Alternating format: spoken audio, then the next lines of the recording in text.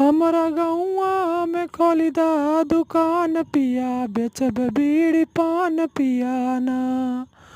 हमरा गौआ में खोली दा दुकान पिया, बेचब बीड़ी पान पियाना। खाली पियला तो दारू नाही जनला में हरारू, खाली पियला तो दारू नाही जनला में हरारू। तोरा पियला से भइली बदनाम पिया, बेचब बीड़ी पान पियाना। ओ तोरा पियला से भइली बदनाम पिया, बेचब बीड़ी पान पियाना। हमरा गौआ में खोली दा दुकान पिया, बेचब बीड़ी पान पियाना।